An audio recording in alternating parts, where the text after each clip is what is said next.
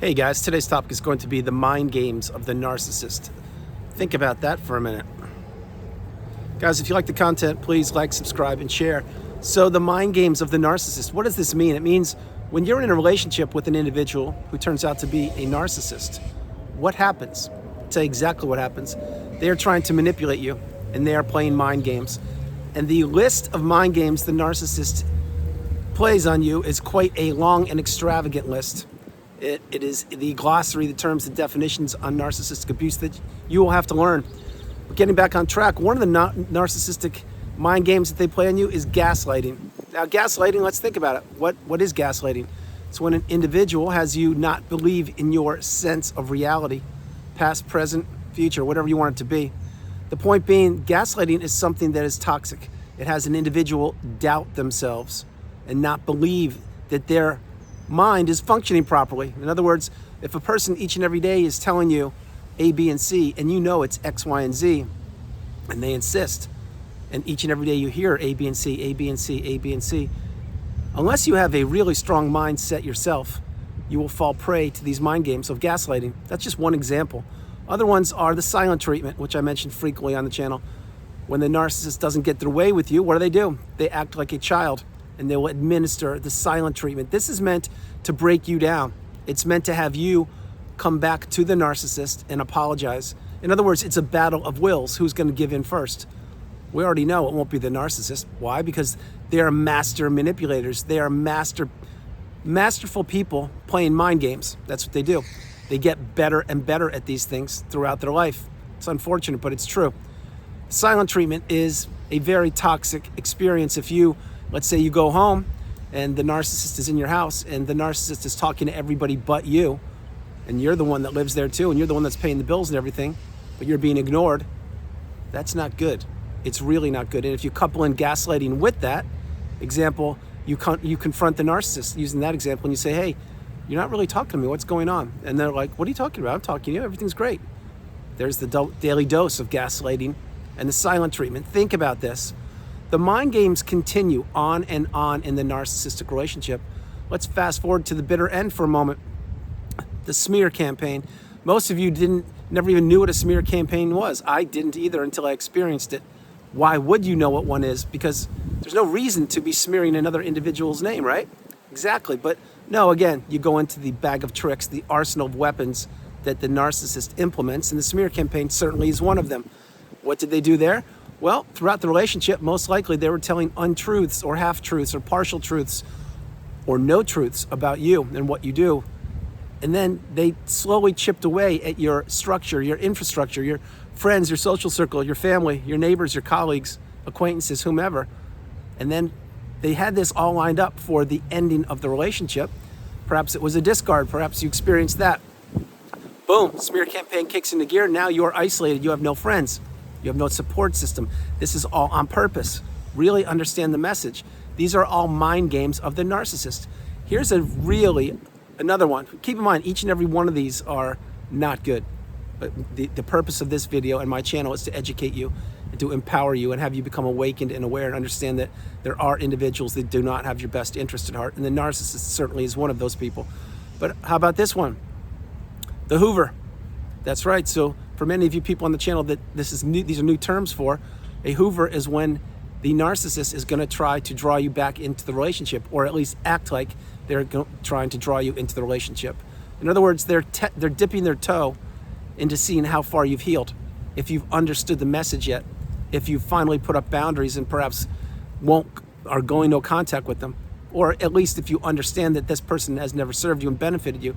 So when a Hoover is, let's say that you were in the relationship for a period of time, it ended and time has passed, and perhaps you have healed, perhaps you haven't. But what happens? The narcissist pops up again because most likely you did not block them everywhere, and that's for a whole different video. Having said that, what they're doing here is, number one, they are probably trying to triangulate you against another source of supply. Again, I'll get into that in a minute. But also, they're trying to see if you're strong, or if you're still pining for them, or if you will forgive them, or if you'll give them another chance, or if you'll believe they've changed, or if you'll believe that, yes, in fact, they do believe they're the love of your life. All things like that. We now know that narcissists can't change. They can't fall in love. They have no empathy. They care about one person on the planet, and it's themselves. Another one, of the mind games that the narcissist plays. Triangulation, my least favorite of all these things that these people do. That's when they throw another person, a third party, into the mix in between your relationship with the narcissist. It drives a wedge between you and the narcissist, and it seems to bring that other individual, whether they exist or not, closer to the narcissist. I know it's a lot to unpack, but an example would be the narcissist is telling you that somebody at work is giving them compliments all the time and that they do A, B, and C, and it's remarkable how much this person is fawning over them. Well, then you're saying to yourself, wait a minute, you're my spouse and I tell you all the positive things every day, but who's this person? I've never even heard of this person. Number one, that person may or may not exist, but that's one thing. Number two is what the narcissist is doing is having you doubt yourself again and having you question yourself. Are you doing enough? Could you do more? Should you do more? Who is this person? I need to learn about them. Why are they doing this? Why are they infringing upon my relationship? Things like that. That's what you may be saying to yourself. You may be questioning yourself. The mind games of the narcissist go on and on. Watch this one.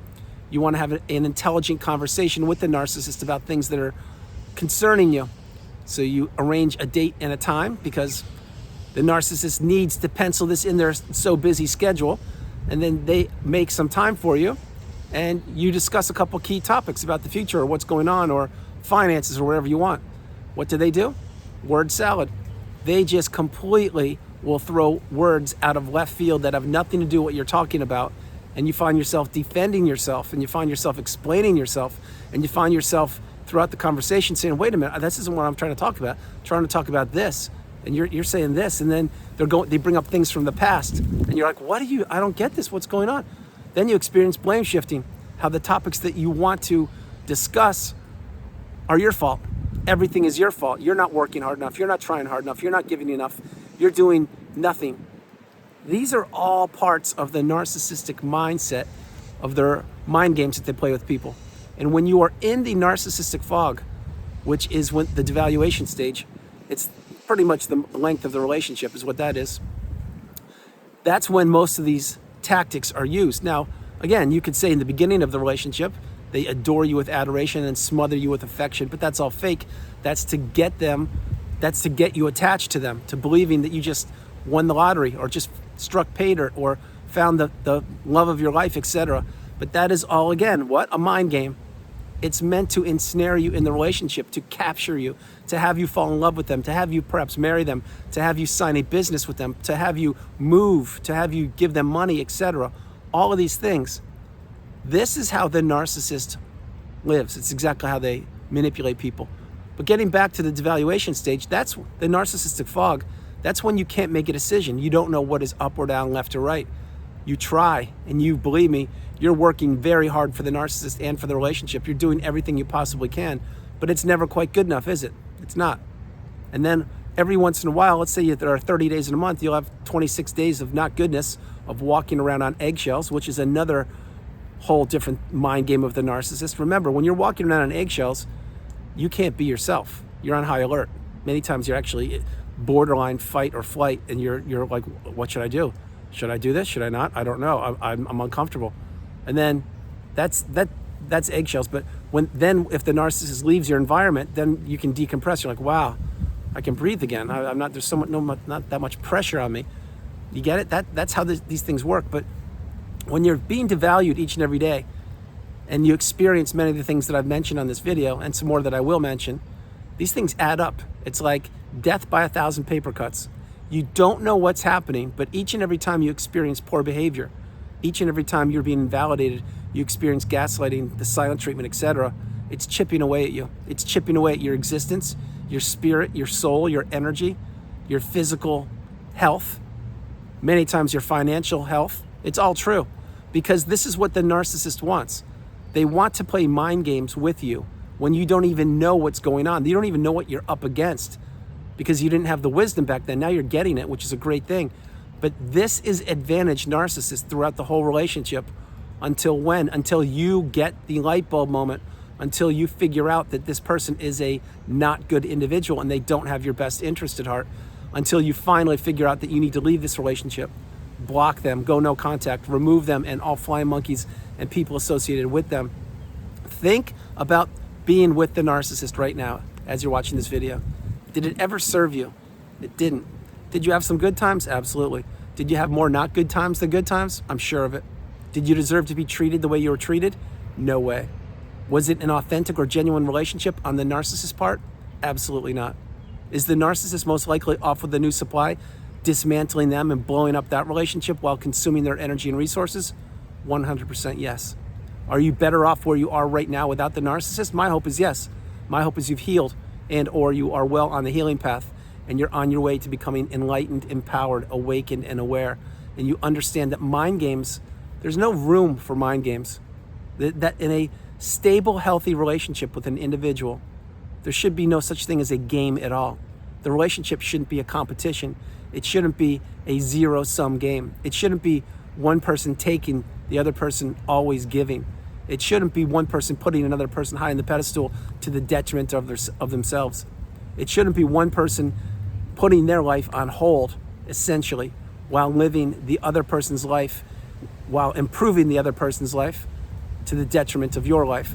There are so many different ways I could explain this, but the point is the mind games of the narcissist, they go on and on and on until when? That's right, until you remove yourself from the relationship, until you understand and get the message finally that this relationship didn't serve you in the past, it can't serve you in the present, and it won't serve you in the future. These people are energy vampires. They will take everything from you. And once that mask slips post-narcissistic relationship, and they reveal to you exactly who they are and the disdain they have for you and how much they actually don't like you, they never did and they never will. Once that happens, you can't unsee what you've seen. Play that again. Seeing what an individual actually believes or feels about you, you can sense it, you can feel it, the energy. You can look at the pitch black pupils in the eyes and it will tell you all you need to know, that this relationship was a facade. It is something that you did not sign up for. You entered the relationship thinking it was going to be one thing. It turned out to be something completely different. And that is where you are now. You're well on the healing path and or you have healed. Guys, there are so many other terms in the glossary of the definitions in the glossary of narcissism. I only scratched the surface there. There's so many more, but the point being, any relationship should not be part of a mind game. A mind game is when one person is trying to take from another individual and or conquer them. That's a narcissistic relationship in a nutshell. So guys, that's the video. I hope you liked it. I loved doing it from the beautiful Carolinas. This is Andrew. Namaste. Have a great afternoon. Stay true, stay blessed. Continue to become awakened and aware.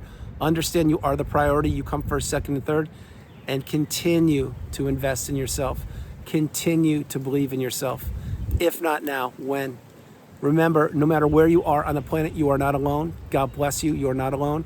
I love you all. Have a great afternoon, and I will talk to you tomorrow. And no mind games. A final thing, if anyone is consuming your energy or your time, even this evening, if someone's trying to call you and consume your energy and time, and they're maybe asking to borrow money, or I just need 10 minutes, and that 10 minutes turns into 3 minutes, and all they're trying to do is complain and tell you how things are difficult, drown them out. If you can do it, drown them out. What I'm saying is don't give them your energy. Now, if it's a loved and trusted one, I get it. Maybe they're going through a difficult time. But if it's a pattern with an individual who's just using you as a sounding board, I would become unavailable. I love you all. God bless you. I'll talk to you tomorrow. All right, bye.